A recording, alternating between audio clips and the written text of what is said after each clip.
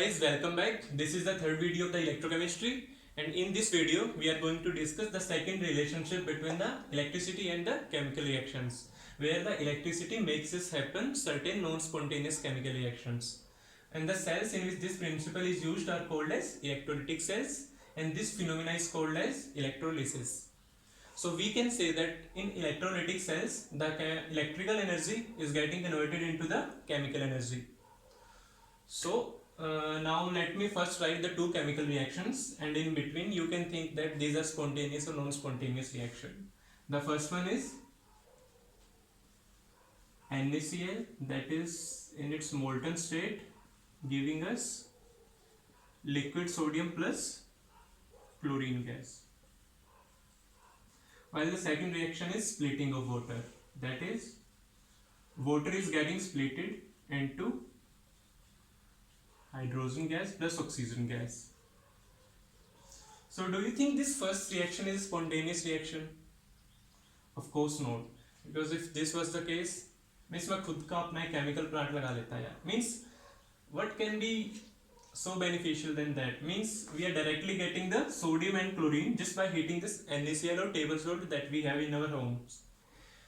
Because the NaCl there, as we can see, is giving the sodium and chlorine, and there is no need of separation. Means the sodium will be liquid at that temperature and the chlorine will be the gas.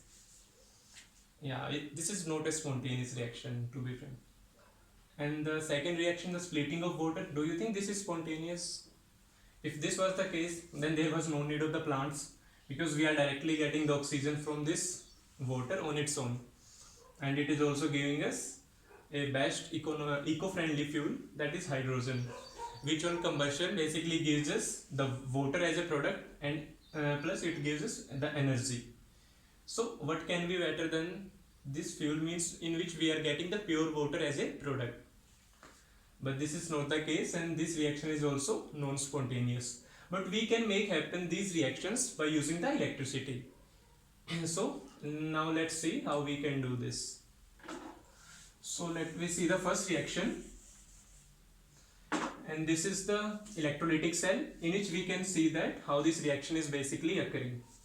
So there are two electrodes which are generally made up of some noble metals or some another element, and then it contains the NaCl in its molten state, because we have heated the NaCl up to its melting point, and to decrease the melting point we have added some amount of calcium chloride to it, because at the melting point of the NaCl, that is around 800 degrees Celsius, first we have to supply the higher energy, because by using the calcium chloride we can melt it at 600 degrees Celsius around.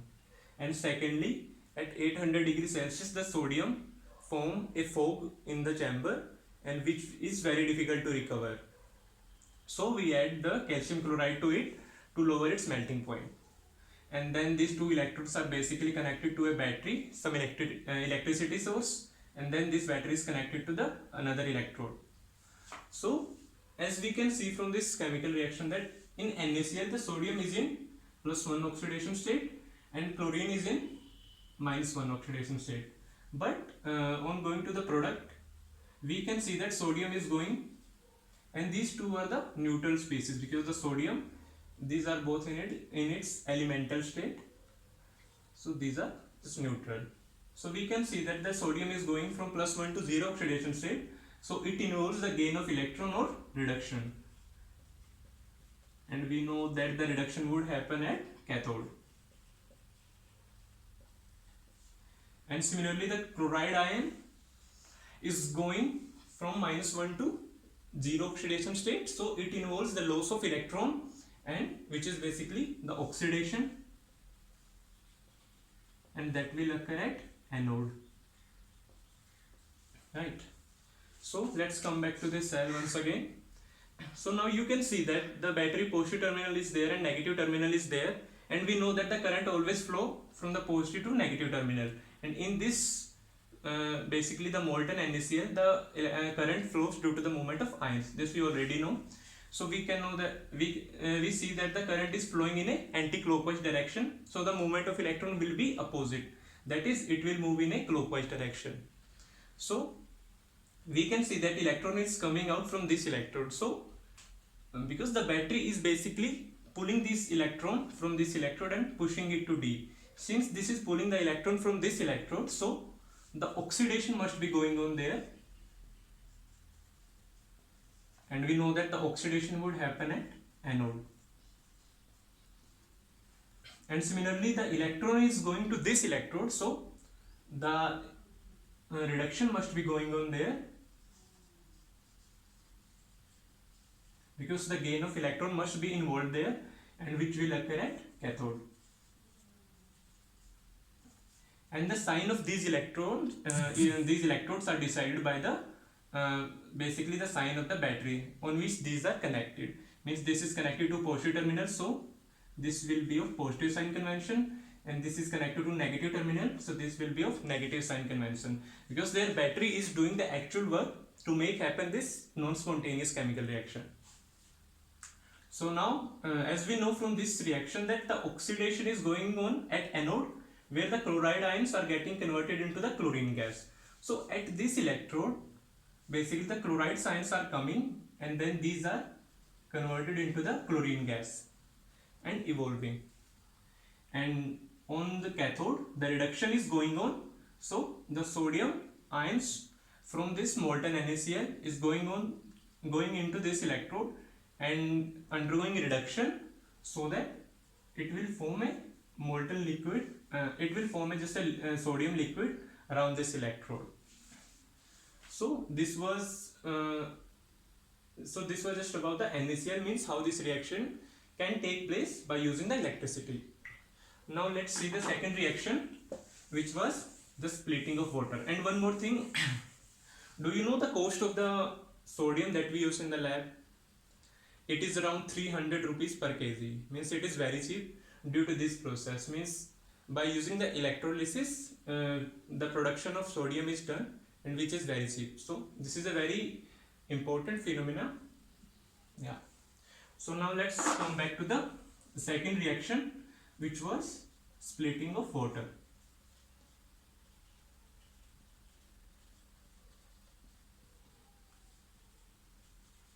Yeah. So in this reaction also we can see that the hydrogen is in +1 oxidation state, the oxygen is in -2 oxidation state, and both of these are diatomic neutral molecules, so these are in 0 oxidation state, right? The hydrogen is in 0 oxidation state, the oxygen there, it is in 0 oxidation state. Both are homodiatomic molecules. So now we can see that the hydrogen is going from +1 to 0 oxidation state, so it involves the gain of electron. So the reduction is going on there, and which will occur at cathode. And also the oxide ion, which was earlier in -2 oxidation state, is going into the 0 oxidation state. So the loss of electron is involved there, and which is called as oxidation, and that will occur at anode.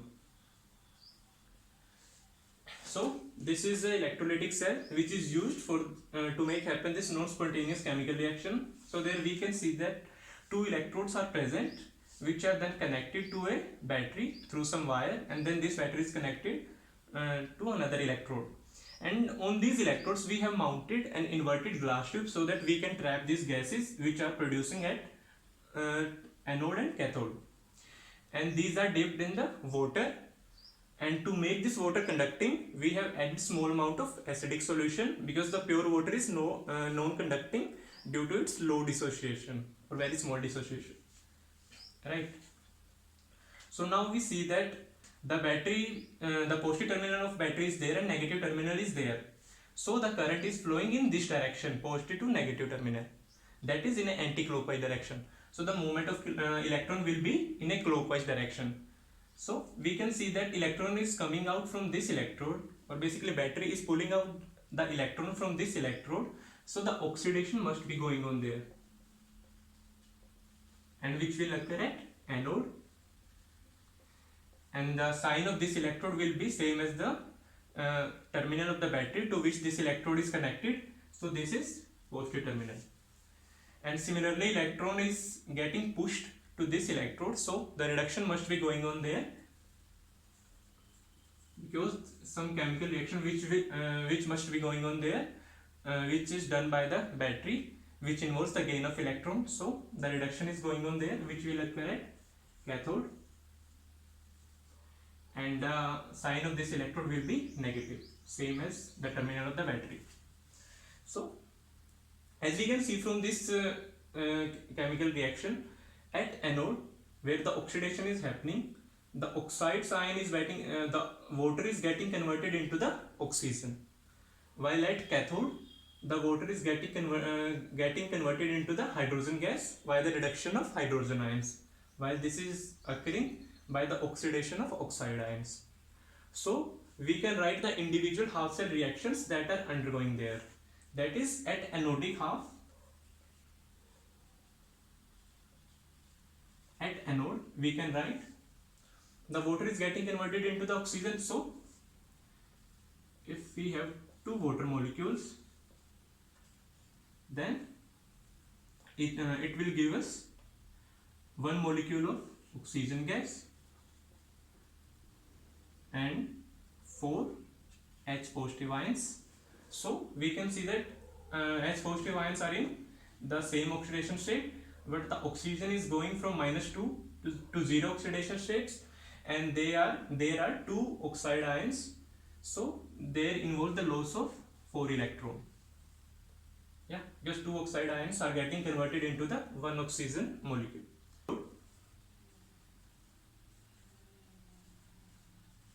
We know that the water is getting converted into the hydrogen gas. So if we have 2 water molecules, then it will give us the hydrogen gas, but the other byproduct won't be just the oxide O2 negative ion, because it won't be stable in the water.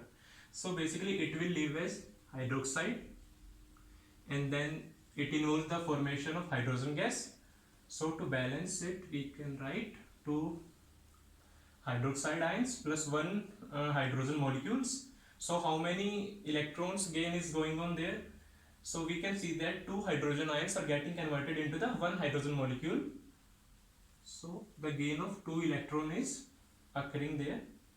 Now we have to add them, the 2 half cell reactions, to get the net cell reaction. But we can't just directly add them up, because the number of electrons is not equal in both of these half cell reactions. So first we have to make them equal, which we can do by just multiplying this whole equation by 2. So which will give us 4 water molecules plus 4 electron, giving us 2 hydrogen molecules plus 4 hydroxide ions. So now the number of electrons are equal, so we can add them up, which will give us 6 water molecules, and the number of electrons, 4 electrons, will cancel out each other, and on the right hand side we have 1 hydrogen gas molecule. Sorry, this was the cathodic half cell reaction that we are adding. So there are 2 hydrogen gas molecule and 1 oxygen gas molecule plus 4 hydrogen ion and 4 hydroxide ion will combine together to form 4 molecules of the water. So now we can write, since the 4 water molecules, when we will take it to the left hand side, it will give us 2 water molecules, giving us 2 hydrogen gas molecules plus 1 oxygen gas molecule.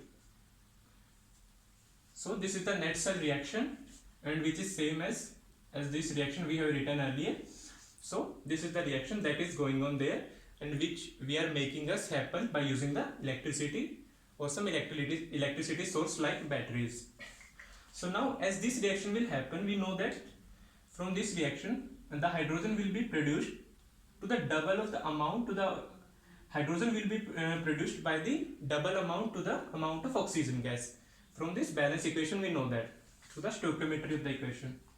So while the production of hydrogen will occur there and oxygen will occur at the anode, the hydrogen will take more space than the oxygen, So the level of water would differ in both of these.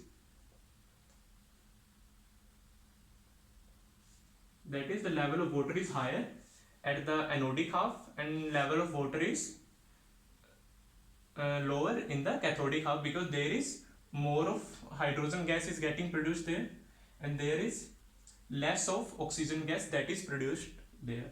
And this we know from this balance chemical reaction. So this we can also confirm by trapping this hydrogen or oxygen gas. When in the solution there are more than one cation or anion which can undergo oxidation reduction, then which will undergo preferentially oxidation or reduction is decided by their reduction potential values. So if there are more than one cation, then the cation which will undergo the reduction will be having the more positive reduction potential value, which shows that it has the more tendency to gain the electron, and so it will preferentially undergo the reduction. And similarly, when there are more than one negative ions which can undergo oxidation, so the anion which is having the lower value of the reduction potential shows that it will gain the electron less likely, that is, it will prefer to lose the electron or it will prefer to undergo oxidation. So the oxidation would be occur of the anion which is having the lower value of the reduction potential. But in some cases, due to the over potential, the actual value of the reduction potential differ than the expected reduction potential. So due to which the different ion basically preferentially undergo oxidation. So this was all about the electrolytic cells, and if you have liked this video, please subscribe and share the channel. Thank you so much.